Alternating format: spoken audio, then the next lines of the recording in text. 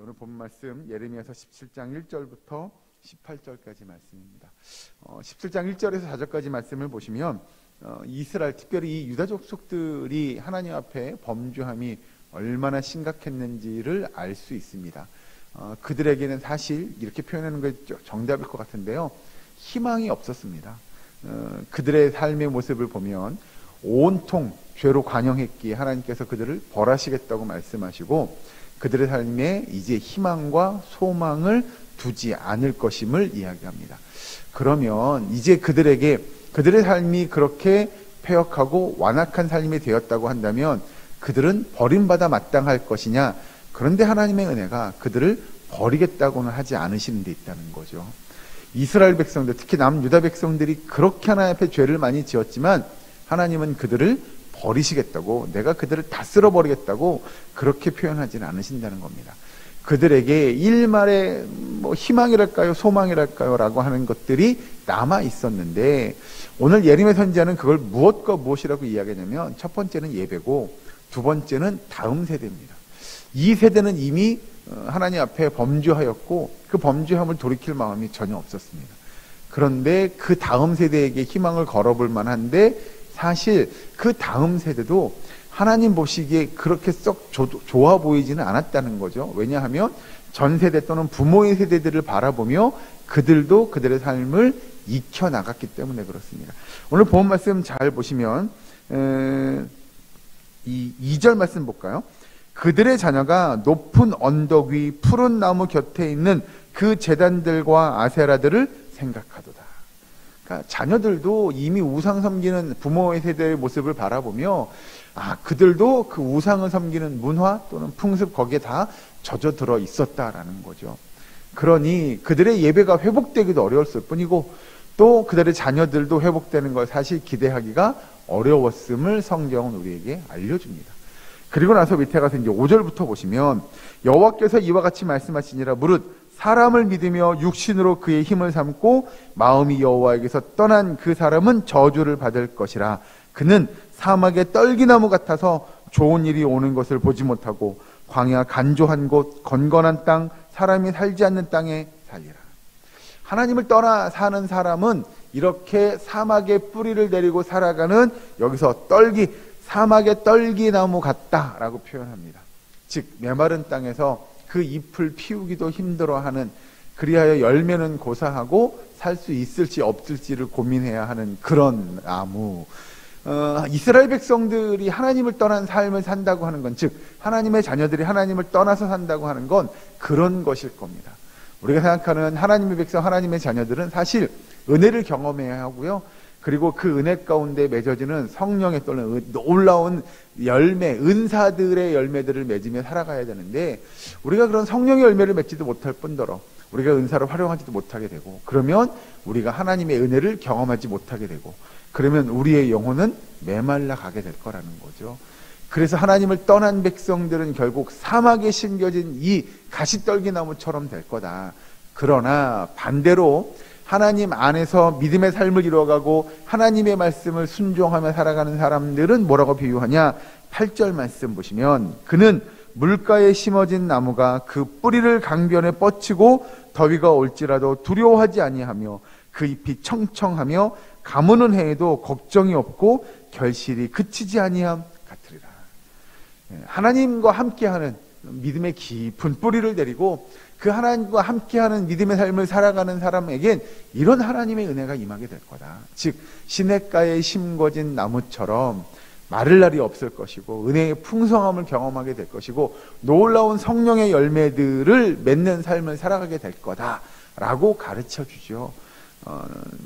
결론은 그렇죠. 사실 그런 시냇가에 심어진 나무 같은 믿음의 삶을 살아가는 저와 여러분 되기를 주 이름으로 축원합니다.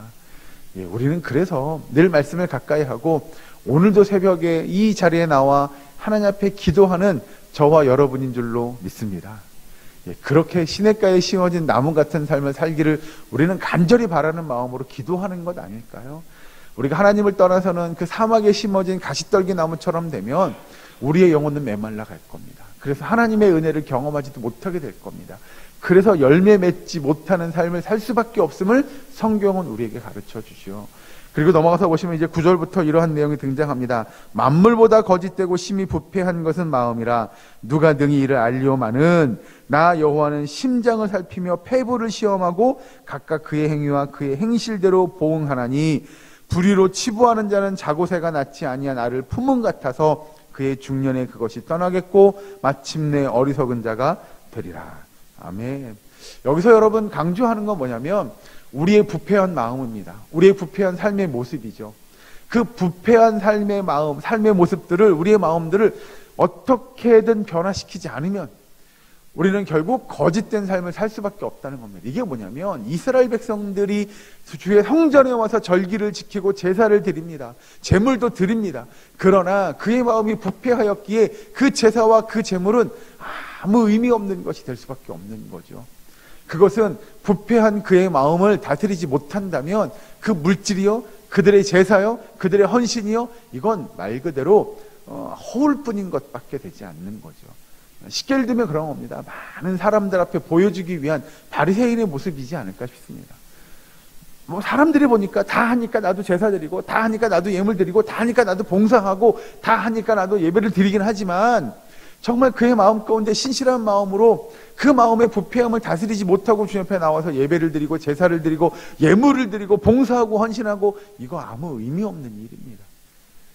그렇게 하나님께서 그 여기서 표현하는 자고새가 낳지 아니한 알을 품음 같아서 라고 하는 건 여러분 뭐냐면 자고새가 남의 알을 이렇게 훔칩니다. 그게 뭐냐면 남의 다른 새가 이렇게 알을 낳아놓고 잠깐 떠나요? 그러면 자기가 거기 가서 앉아서 그 알을 품는 거죠. 마치 자기가 한 것처럼. 여러분 그런 것처럼 우리의 삶이 하나님 보시기에 부패한 삶이라고 한다면 이건 의미 없는 겁니다. 우리의 열심, 우리의 신앙생활 다 헛것일 수 있습니다. 그래서 12절에 영화로우신 보좌여 시작부터 높이 계시며 우리의 성소이시며 이스라엘의 소망이신 여호와여 무릇 주를 버리는 자는 다 수치를 당할 것이라 무릇 여호와를 떠나는 자는 흙의 기록이 되오리니 이는 생수의 근원이신 여호와를 버림이니이다. 여러분 중요한 건 이스라엘 백성들이 지금 예레미야 선지자가 외치는 그 외침을 듣지 않는다는 겁니다. 하나님이 어떤 분이신지를 그가 그렇게 이스라엘 백성들에게서 간곡하게 간절하게 절절하게 외침에도 불구하고 그들이 어떤 말인지 듣지 않습니다. 그래서 이 예레미야 선지자는 하나님께 그렇게 외칩니다. 하나님이 어떤 분이신지를 저는 잘 압니다. 그리고 하나님이 그런 능력 있는 분임을 저는 잘 압니다. 그런데 하나님, 이 백성이 하나님의 음성을 듣지 않고 하나님이 어떤 분이신지를 저들이 깨닫지 못합니다를 외치게 됩니다. 하나님 앞에 고백하게 되죠. 밑에 가서 보시면 이제 이렇게 이야기합니다. 15절에 보라 그들이 내게 이르기를 여호와의 말씀이 어디 있느냐 이제 임하게 할지어다 하시니라 하나이다. 이스라엘 백성들이 오히려 예레미야 선지자에게 이렇게 이야기하죠. 야 당신이 한 하나님의 말씀 어디 있어? 그 말이 맞는 거야? 진짜 하나님의 말씀 맞아? 그럼 좀 임하게 해봐. 그게 사실인지 증명해봐. 이런 조롱들을 이 유다 족속들이 했다는 거죠. 그러면서 16절을 나는 목자의 직분에서 물러가지 아니하고 주를 따라 싸우며 재앙의 날도 내가 원하지 아니하였음을 주께서 아시는 바라. 내 입술에서 나온 것이 주의 목전에 있나이다. 즉 예레미야 선지자는 좀 억울하기도 했을 겁니다. 말씀을 말씀되게 하나님의 말씀답게 참되게 증거함에도 불구하고 이스라엘 백성들이 그의 말을 듣지 않아요. 하나님의 음성을 듣지 않죠. 오히려 예를 들면 그런 겁니다. 예레미야 선지자가 뭐라고 했냐면 여러분 적들이 쳐들어올 거예요. 그러면 싸우지 마세요. 항복하세요. 그냥 투항하시고 끌려가세요. 포로로 가세요. 이런 이야기를 하는 거죠. 그러니 이 유다 백성들이 그걸 좋아할 리가 없잖아요. 뭐라는 거야 지금. 아니 지금 싸워도 시원찮을 만해. 그리고 다른 선지자들은 다 걱정하지 말라고 하나님이 지켜준다고 그러는데 혼자만 이상한 얘기하고 이런 얘기하는 거죠. 그러니 예레미야 선지자는 억울하잖아요. 하나님 저는 하나님의 말씀을 올바르게 증거했는데 이 백성들이 듣지를 않아요. 그리고 오히려 조롱해요. 비난해요. 하나님 저는 정말 하나님의 말씀을 진실하게 전했다는 걸 하나님은 아시지 않습니까? 라고 그가 하나님 앞에 어떻게 보면 진짜 간절한 마음으로 토로하는 거고요. 이 백성들이 하나님의 음성 듣기를 간절히 바라는 마음이 어떠했는지를 우리는 성경을 읽으면서 느낄 수 있습니다. 오늘을 살아가는 우리에게 그런 것들이 유명하지 않을까요? 여러분 그냥 우리가 듣기 좋은 말, 듣기 좋은 이야기들을 하는 것이 하나님의 말씀이 아니라 정말 말씀을 말씀답게 참되게 진실되게 증거하는 일들이 있어야 할 것이고, 또 우리들이 그 말씀을 읽고 듣고 묵상하며 하나님의 말씀을 말씀답게 우리가 받는 일들이 있어야 되는 줄로 믿습니다. 우리가 좋은 말만 하고 듣기 좋은 말만 하고, 옛날에 한 10년 20년 전쯤에는 한국 교회는 어떤 게 유행이냐면, 여러분 기복신앙이라는 거가 한참 유행이었어요. 그래서 무조건 복받아라, 복받아서 잘 돼야 된다라고 하는 것이 교회 안에서 유행이었습니다. 그래서 설교자는 복받으라고 설교해야 되고, 교인들은 복받으라고 하면 아멘으로 받아야 되고, 이게 마치 맞는 것이냐 가르쳤어요. 근데 그건 틀린 거, 반은 맞고 반은 틀립니다. 복받는 거 필요하죠. 중요합니다. 그러나 더 중요한 건 하나님의 말씀을 말씀되게, 또는 하나님의 말씀이 지금 우리에게 어떤 것들을 이야기하는지를 진실하게 증거하고 그 말씀을 말씀되게 받아 우리의 삶에서 정말 하나님의 말씀을 신실하게 이루어가는 저와 여러분, 우리 예사랑교회 모든 권속되시기를 주의 이름으로 간절히 축원합니다. 여러분, 예레미야 선지자가 왜 이렇게 간절히 부르짖을 수밖에 없었냐? 이 백성들이 간절하게 하나님의 말씀을 증거함에도 불구하고 그들이 하나님의 말씀을 듣지 않았다는 데 있습니다. 그리하여 앞에서 살펴봤던 대로 17장 1절부터 4절까지의 내용도 그들에게 소망이 없어집니다. 예배가 회복되지 못하고, 심지어 자녀들도 아버지, 그 앞세대, 앞전 세대의 삶의 모습들을 바라보며 우상을 섬기는 일들을 그들이 하는 모습을 바라보며 이 예레미야 선지자가 눈물을 흘릴 수밖에 없었을 겁니다. 정말 애통할 수밖에 없었을 겁니다. 우리가 그런 모습들을 기억하고 정말 우리 삶 속에서 온전히 주님만을 바라보고 오늘 말씀 가운데 나타난 시냇가에 심은 나무처럼 우리가 믿음 안에, 하나님의 말씀 안에 깊은 뿌리를 내리고 하나님이 주시는 귀한 양분들을 받아 먹으며 우리가 푸른 잎사귀를 내고 또 귀한 열매들을 낼 수 있는 저와 여러분, 그리하여 온전히 하나님의 말씀으로 이 땅 가운데 새 힘을 얻고 믿음의 경주를 이어갈 수 있는 우리의 사랑교회 모든 권속되시기를 주의 이름으로 간절히 축원합니다. 기도하겠습니다. 사랑과 은혜 하나님 감사합니다. 사랑과 은혜 가운데 우리의 삶이 하나님의 은혜로 넘쳐나게 하여 주시옵소서. 아버지, 그 시냇가에 심은 나무처럼 우리의 삶에 푸른 잎이 돋아나게 하시고, 아버지, 각양각색의 열매들이 맺혀질 수 있도록 주님 도와 주시옵소서. 우리의 삶에 하나님의 말씀을 아버지 받고 그 말씀을 우리의 삶 가운데 새기며 진정으로 그 말씀을 실천하고 그 순종하는 주의 백성 될 수 있도록 주여 인도하여 주시옵소서. 아버지, 신실한 주의 백성 되기 원하오니 우리의 삶을 주장하여 주시옵소서. 아버지, 이 시간 간절히 기도합니다.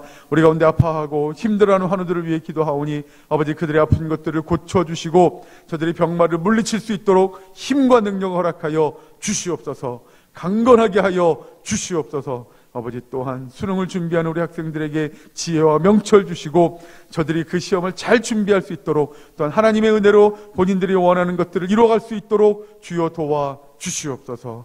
아버지, 시간도 주의 전에 나와 기도하며 간구하는 백성들의 기도와 간구를 들으시고 하나님의 뜻을 이루어가는 우리의 기도가 될 수 있도록 주님 도와 주시옵소서.